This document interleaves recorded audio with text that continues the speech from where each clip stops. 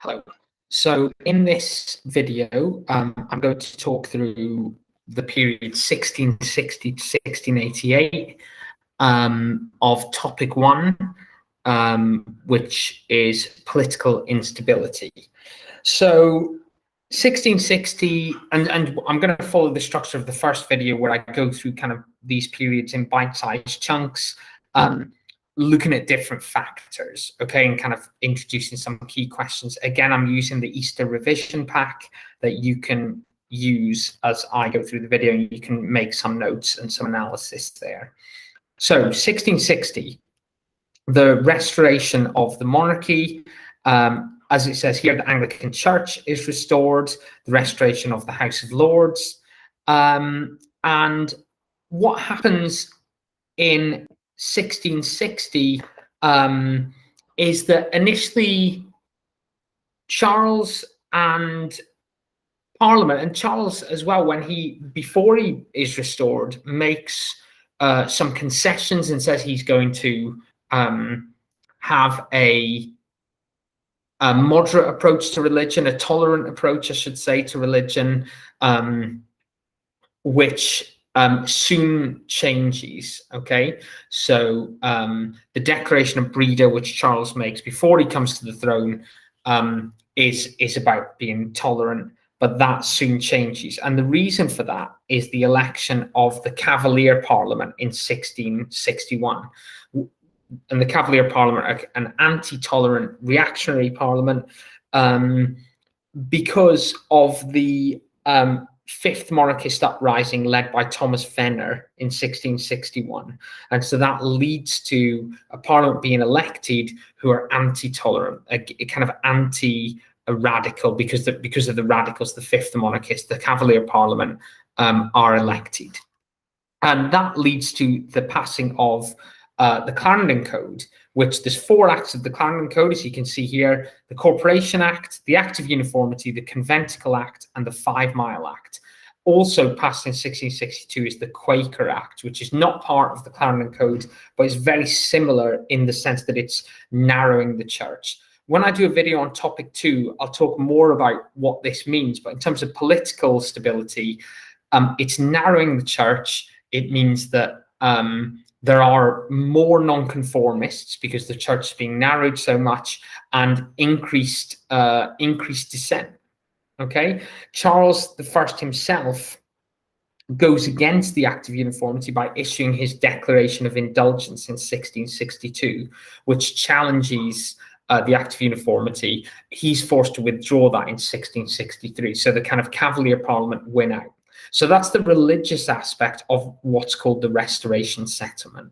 Okay, alongside that, we have some other aspects: the Militia Act, giving the king the control of the army. The Licensing Act is reissued. So that is, again, if you remember, thinking about the Republic, the period of the Republic, and the kind of great instability. One of the causes of that and the increase in radicalism is the lack of censorship. So the Licensing Act is increasing censorship, so there's not as much these kind of radical pamphlets being circulated. The hearth tax increases royal revenues. And in 1664, the Triennial Act of 1641 is pretty much repealed. So that means that Charles, or the monarch, could potentially rule without parliament. Charles also marries Catherine of Braganza, who's a Portuguese Catholic princess, in 1662 as well. So all of these things are known as the Restoration Settlement. So the Clarendon Code, the Militia Act, the Licensing Act, the hearth tax, and the repealing of the Triennial Act, they are what's known as the Restoration Settlement. Okay. And there's a question on that: to what extent was the Restoration Settlement only a short-term solution to the problems of government and religion? So that one, you could think about what the aims of the Restoration Settlement were. So to clarify, the religious settlement, conflict between the monarch and parliament, you could say, and financial security. And then you could assess the extent to which that succeeded. So you would obviously go beyond 1664 with that question. So it's just saying, was the Restoration Settlement only a short-term solution to problems of government and religion? And I think you could go up to 88 with that one. okay, and talk about those issues. So religion, conflict between the monarch and parliament, and what was the other one that I said before? Financial, okay, financial settlement. Okay, so that's just on the restoration settlement. That's all in the textbook. Again, I'm using the revision book, the My Revision notes, to go through this. Okay, if we go on to 1665 to 1681, the two real issues here, and sorry, going back up to this, in terms of religion, really it's about Protestant uniformity, isn't it? That's the main issue. Fear of Catholicism is here, but it's not a major issue at this point. Okay, and what I always say when I'm teaching about this is that the Cavalier Parliament and Charles, the Cavalier Parliament, are pro-monarchy. They agree that Charles should control the army. They get rid of the Triennial Act, so they're actually shifting the balance of power back to the monarch, apart from on religion, where Charles is more tolerant than the Cavalier Parliament. Okay, so going on to the conflict between the king and parliaments between 1665 and 81. In terms of foreign affairs, we've got the Second Anglo-Dutch War between 65 and 67, which that one goes terribly, costs a lot of money, humiliating for the king. His advisors are forced to resign.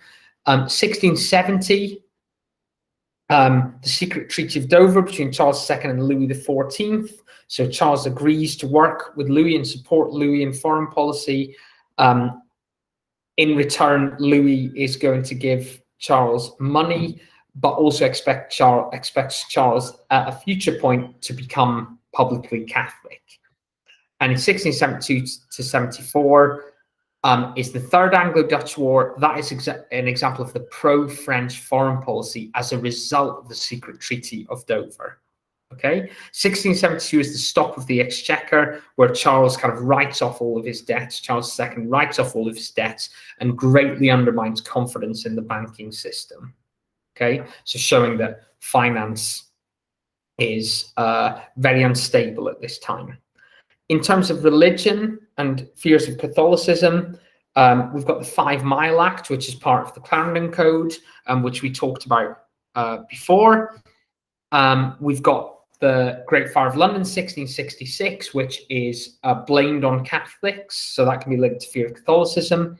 1672, Charles's second declaration of indulgence, which promoting religious toleration. Again, he's forced to withdraw that by Parliament in return for getting money for the war. And Parliament passed the Test Act in 1673, which stops Catholics from holding public office. And that's quite important because James, who at the time is the Duke of York and later James II, has to resign from his position in the Navy. Then we go on to these really key issues of fear of Catholicism. So the Popish Plot, 1678 to 81, led by Titus Oates, this great panic about Catholic plot to overthrow the monarchy, leads to the Exclusion crisis, which is where Parliament want to stop James from being the next in line to the throne. Charles dissolves Parliament because of that and rules alone until his death in 1685. Okay, so you can see fear of Catholicism leads to the breakdown of the relationship between the monarch and Parliament. Okay, and so this question, how far do you agree that religion was the most significant cause of problems facing the monarchy between 65 and 81? Again, think about the time period. Towards the end of this period, fear of Catholicism is a huge issue. Earlier on, it's not so much. Maybe it's finance, maybe it's foreign affairs. Okay, so that's a good way of thinking about it. You could even split religion into two: nonconformity, Protestant nonconformity, and fear of Catholicism there. And what I always say when I'm teaching this is that between 60 and 88, it changes. The religious issues change. So in the early 1660s, the issues are mainly to do with nonconformity, Protestant nonconformity. From the 1670s onwards, it's more about fear of Catholicism. Okay, the Popish Plot, you could say, is a real kind of turning point here. Moving on to the end of this period, really the two key issues, and they're both about fear of Catholicism, really. You've got fear of Catholicism as one factor, fear of absolutism. You could have kind of issues over succession as well, if you wanted to within that period. But the Rye House plot to kill Charles and James by old Cromwellian soldiers. We've got the Monmouth Rebellion, which is where the Duke of Monmouth is going to try and take the throne from James, who's just come to the throne, and that fails. So that's a good one to use as a counterpoint to show that actually there was support for James at the start of his reign. And then 1688 is the straw that broke the camel's back, the birth of James's son. We've also got this trial of the 7 bishops who opposed James's religious policies, and then we've got the 7 peers who invite William of Orange to take the throne, which leads to the Glorious Revolution. So fear of Catholicism, 1680s, is dominated by that. And then fear of absolutism, we've got Charles dissolving Parliament and ruling alone between 1681 and 1685. We've got James issuing 2 declarations of indulgence in 1687 and 1688. Okay, so fear of absolutism is definitely there, but it's very much linked with fear of Catholicism. And if you had issues over succession as a third factor in this period, in which you could talk about the exclusion crisis, the Monmouth Rebellion, the birth of James's son, again, it's all linked to fear of Catholicism. So how far do you agree that fear of absolutism is a more significant reason than fear of Catholicism for the downfall of James II? So you could either do 1 on fear of absolutism and 2 on fear of Catholicism, or you could define the downfall of James II, what it would mean to have a downfall as a monarch. It could be lack of popular support. It could be lack of support of Parliament.